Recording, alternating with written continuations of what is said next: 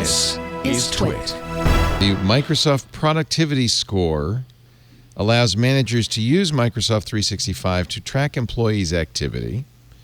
So it does the amount of time that you have your camera on Zoom. It does things like how quickly you respond to emails. And basically it sends all of that as a nice little data file to your boss. And your boss can elect to use that as, like, it's kind of like China's social score, right?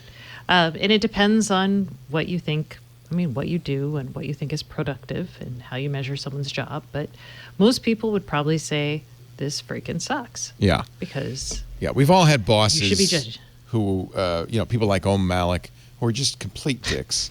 And no, I'm kidding. Om is not a dick. He's wonderful. Like Leo Laporte, for instance, who, instead of actually managing you and, trusting you and so forth, wants to keep a stink eye on you because he knows you're not working, especially if you're working from home.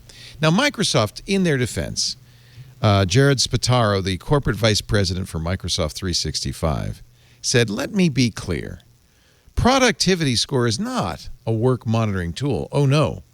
Productivity Score is about discovering new ways of working, providing your people with great collaboration and technology experiences." Okay, so what's the difference between this and companies doing what they call workforce management, where they are analyzing it's not the any amount of different. calls coming in during a specific time of year, time of day, the amount of email submissions and things like that. All of that is good data to figure out what type of workforce is needed for a particular time. Oh, that's different. Because then you're not looking at an individual.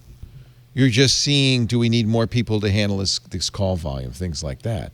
But what if we, but the way this is to be used is to get some idea of how an individual, if an individual is productive. How many entries has Jason put in the change log in the last hour? Yeah. Okay. Well, and it depends. So this is usually strictly you have... tied to their particular Office 365 account, not just the globe. Okay. All right. I misunderstood. And, depending on your job, you're going to have different metrics and like our job right now. We're not, I guess, having our camera turned on would be important, but responding to emails. I am monitoring everything you're doing right now, Stacey, and I'm not happy.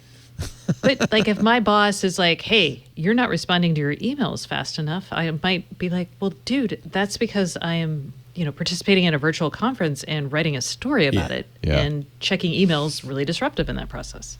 The guy I work for, who runs iHeartMedia, Bob Pittman, is legendary for if you don't respond to an email from him within an hour or two, and there are a lot of executives like this, that is a black mark on you. And so his executive team is up. They respond any time of the day or night. Email response is very quick. And I think, is that fair? No. Okay. Steve Jobs was like that too, right? He expected you to be working every hour of the day. And I don't know, you could say, well, look at the great results Steve Jobs produced, but I don't think it's a great experience for the employee. When I worked for the robber baron Robert Maxwell at the New York Daily News in 1990, that's Glenn Maxwell's father, they issued all the top editors a brick phone, one of those huge old phones, and a pager. And I remember I got in big trouble with him because I was in the Lincoln Tunnel and it wasn't wired yet, and I missed his call. And no, you were to call, and whenever he called, day or night, 24 hours a day, you were to answer that phone. Mm. Yeah, there's a lot of bosses like that. Go ahead. Ohm was like that, really? Well, I mean... No. Ohm was a great teddy organization. bear. He was a teddy bear. Ohm is a lovely human being. Yeah. As a boss, sometimes he was... demanding. Yeah. So I think a boss should be a little demanding. He's demanding of himself, too. Yeah. Oh, yeah.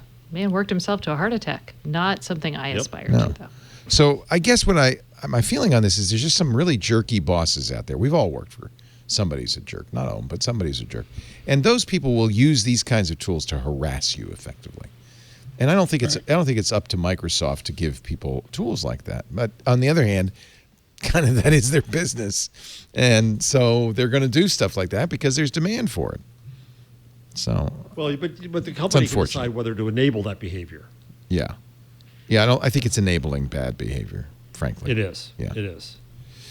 It's nonsensical. As Stacey says, you can't have criteria that are universal. Right. It makes no sense.